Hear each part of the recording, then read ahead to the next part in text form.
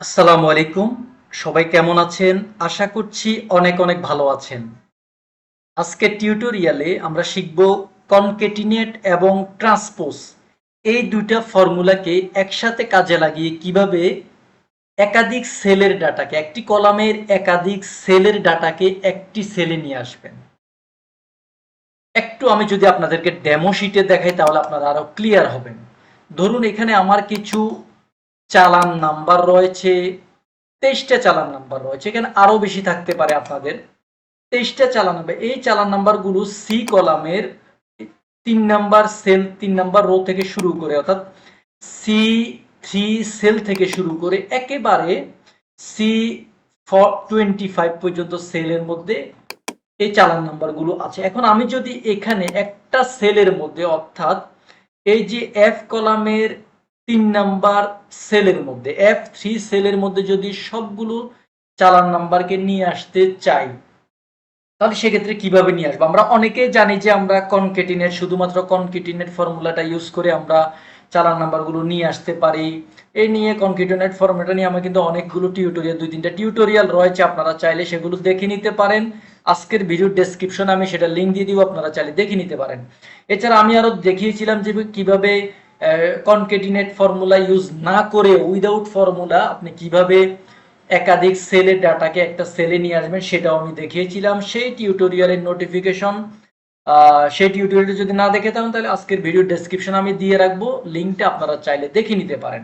এখন আজকে আমরা আরেকটু অ্যাডভান্স লেভেলে শিখবো, কেননা যদি এখানে ধরুন এখানে অনেকগুলো চালান নাম্বার রয়েছে, কনকেটিনেটটা যখন আমরা ইউজ করি তখন কিন্তু একটা একটা করে সিলেক্ট করতে হবে। তাহলে দেখেন এখানে যে 24টা আমাদের, 23টা আমাদের চালান রয়েছে, এখানে আরো বেশি চালান নাম্বার থাকতে পারে। এখন একটা একটা করে সিলেকশন করতে গিয়ে কিন্তু অনেক সময় লেগে যাবে, তাহলে আমাদের তো আসলে টাইম, যেই আমরা সেভিং পদ্ধতি, সেটা কিন্তু আর হচ্ছে না, অর্থাৎ টাইম সেভ আমাদের হবে না।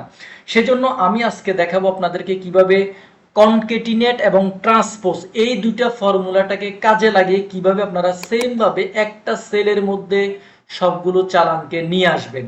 তো মূল টিউটোরিয়াল শুরু করব তার আগে বলে রাখি, কেউ যদি আমার চ্যানেলটি এখনো সাবস্ক্রাইব করে না থাকেন অবশ্যই সাবস্ক্রাইব করে বেল বাটনে ক্লিক করে রাখবেন, কেননা আমি কিন্তু নিয়মিত টিউটোরিয়াল শেয়ার করছি। সপ্তাহে শুক্র, সোম এবং বুধ 3টা টিউটোরিয়াল সকাল 8টায় আমি পাবলিশ করে থাকি।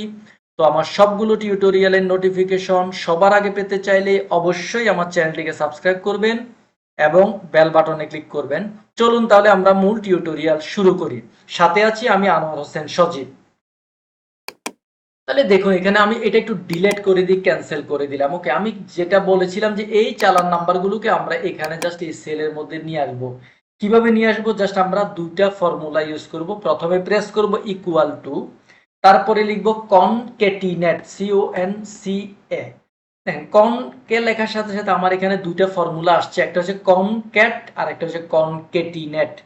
কিবোর্ড থেকে ডাউন এরো প্রেস করে আমি কনকেটিনেটে যাব, যাওয়ার পরে কিবোর্ড থেকে আমি ট্যাব প্রেস করব, অর্থাৎ আমার কনকেটিনেট ফর্মুলাটা চলে আসছে।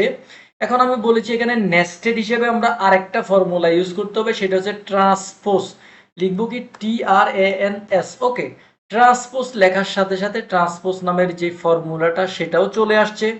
এখন আমি জাস্ট কিবোর্ড থেকে ট্যাব প্রেস করব। ওকে, দেখেন আমার এখানে দুইটা ফর্মুলা কিন্তু চলে আসছে, একটা হচ্ছে কনক্যাটিনেট আর একটা হচ্ছে ট্রান্সপোজ। এখন ট্রান্সপোজটা দেওয়ার সাথে সাথে লজিক কি চাচ্ছে, বলছে অ্যারে। জাস্ট আমি অ্যারেটা সিলেক্ট করে দিব, অর্থাৎ যেই চালান নাম্বারগুলো বা যেই সেল থেকে আমি ডাটাকে একটা সেলে নিতে চাচ্ছি সেই সোর্স ডাটাটাকে আমি সিলেক্ট করে দিব অ্যারে হিসেবে। জাস্ট আমি এটাকে আমি অ্যারে হিসেবে সিলেক্ট করে দিলাম। ওকে, এখন দেখেন অ্যারে হিসেবে সিলেক্ট করার পর আমরা কিন্তু এখন এন্টার করতে পারবো না। এখন আমরা জাস্ট ব্র্যাকেটটা ক্লোজ করব। করার পরে দেখেন আমরা এই যে ব্র্যাকেট থেকে শুরু করে ট্রান্সপোজের আগ পর্যন্ত আমরা পুরোটা অংশকে সিলেক্ট করব। একটু দেখেন সাবধানতার সাথে, জাস্ট ব্র্যাকেট থেকে শুরু করে ট্রান্সপোজের আগ পর্যন্ত আমরা সিলেক্ট করব। করার পরে আমরা কন্ট্রোল এবং ইকুয়াল একসাথে প্রেস করব। কি করব? কন্ট্রোল এবং ইকুয়াল, কন্ট্রোল এবং ইকুয়াল টু প্রেস করার সাথে সাথে দেখেন এখানে চালান নাম্বারগুলো আমার শো করছে, এখানে কমা কমা দেখাচ্ছে, বাট রেজাল্টে কিন্তু কমা আসবে না। কেন আসবে না এবং কিভাবে নিয়ে আসতে হবে সেটা আমি কিছুক্ষণ পরে বুঝাচ্ছি।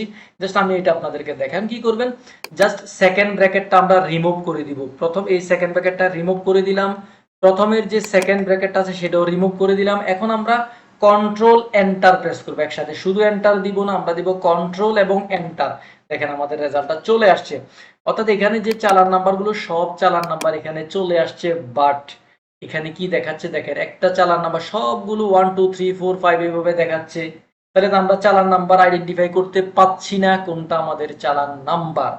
এখন কি করতে হবে, যেটা আমি বলেছিলাম, আমরা চাই যে এখানে প্রিভিউতে যেভাবে দেখাচ্ছে কমা কমা, অর্থাৎ আমাদের প্রত্যেকটা চালানের পরে একটা করে কমা থাকবে।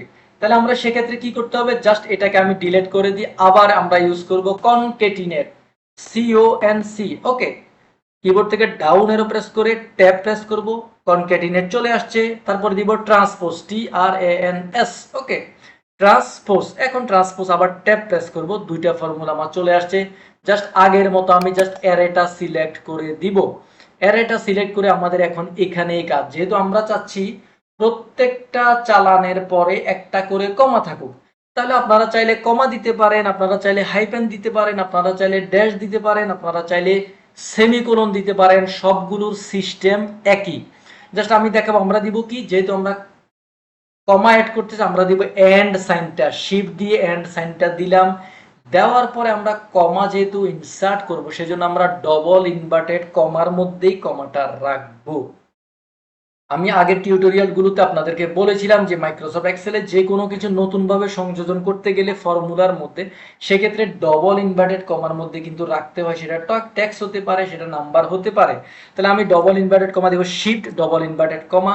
তারপর আমি চাচ্ছি একটা কমা থাকবে, মানে প্রত্যেকটা চালানের পরে একটা কমা থাকবে, সেজন্য আমি কমা দিলাম, আবার দিব ডবল ইনভার্টেড কমা। ওকে, দিয়ে আমার এখানে কাছে আমি ব্র্যাকেট ক্লোজ করবো। এখন দেখেন এই যে কমাগুলোর পরে, অর্থাৎ চালান নাম্বার একটার পরে কমা হবে, তারপরে যদি আমরা চাই যে একটা করে স্পেস থাকুক, তাহলে আমরা চাইলে এখানে যে কমার পরে কমার শুরুতে একটা স্পেস দিয়ে দিতে পারি। এভাবে স্পেস দিয়ে সেম ভাবে পূর্বের মতো আমরা যে ব্র্যাকেট, ফার্স্ট ব্র্যাকেট থেকে শুরু করে ট্রান্সপোজ পর্যন্ত এই অংশটাকে আমরা সিলেক্ট করব, একটু ধীরে সুস্থে ঠান্ডা মাথায় সিলেক্ট করব।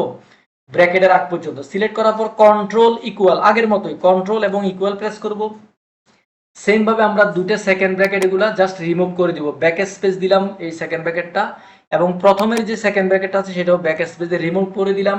এখন জাস্ট আগের মতো কি প্রেস করব, কন্ট্রোল এবং এন্টার। ওকে, কন্ট্রোল এবং এন্টার একসাথে প্রেস করব। দেখেন আমাদের রেজাল্টটা চলে আসলো। জাস্ট আমি যদি ওখানে যাই, দেখেন এখানে ম্যাজিক, জাস্ট আমার প্রত্যেকটা চালানের পরে একটা করে কমা চলে আসছে।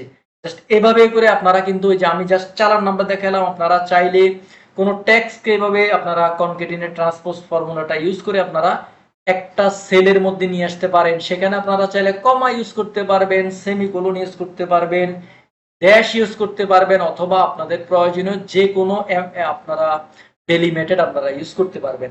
আশা করছি টিউটোরিয়ালটা আপনারা বুঝেছেন। যদি বুঝতে অসুবিধা হয় অবশ্যই কমেন্ট বক্সে জানাবেন, তাহলে আমি আপনাদেরকে আরো ক্লিয়ার ধারণা দেওয়ার চেষ্টা করব। যদি ভিডিও ভালো লাগে অবশ্যই লাইক করবেন, কমেন্টস করবেন এবং আপনার বন্ধুদের মাঝে শেয়ার করবেন, যাতে করে আপনার বন্ধুরাও নতুন নতুন টিউটোরিয়াল পেয়ে Microsoft Excel, Microsoft Word, Microsoft PowerPoint expert হতে পারে। তো এতক্ষণ মনোযোগ সহকারে আমার টিউটোরিয়ালটা দেখার জন্য অসংখ্য ধন্যবাদ জানাচ্ছি। তো আপনারা যদি আমার চ্যানেলটি এখনো সাবস্ক্রাইব করে না থাকেন অবশ্যই সাবস্ক্রাইব করে বেল বাটনে ক্লিক করে রাখবেন। এছাড়া ফেসবুকে কিন্তু আমার পেজ রয়েছে, আপনারা চাইলে সেখানেও ফলো করে রাখতে পারেন, কেননা আমি কিন্তু ফেসবুকে নিয়মিত টিউটোরিয়াল শেয়ার করে থাকি। তো আমার সবগুলো টিউটোরিয়ালের নোটিফিকেশন সবার আগে পেতে চাইলে অবশ্যই আমার চ্যানেলটা সাবস্ক্রাইব করেন, পাশাপাশি আমার ফেসবুক পেজে ফলো করে রাখতে পারেন। এছাড়া আমার মেইল অ্যাড্রেস কিন্তু দেওয়া থাকে ডেসক্রিপশনে, প্রত্যেকটা ভিডিও ডেসক্রিপশনে, আপনারা চাইলে আমার সাথে মেইলে যোগাযোগ করতে পারেন। আপনাদের জন্য কোনো রিকোয়েস্ট থাকে যদি কোনো টিউটোরিয়ালে, সেটা আপনারা মেইলে জানাতে পারেন, তাহলে আমি আপনাদের টিউটোরিয়ালগুলো, আপনাদের রিকোয়েস্ট টিউটোরিয়াল মেক করে আমি দিয়ে দিব। তো সবাইকে অসংখ্য ধন্যবাদ জানাচ্ছি, সেই সাথে পরবর্তী টিউটোরিয়াল দেখার আমন্ত্রণ জানিয়ে আজকের মতো টিউটোরিয়াল এখানে শেষ করছি। সবাই ভালো থাকুন, ধন্যবাদ, আসসালামু আলাইকুম।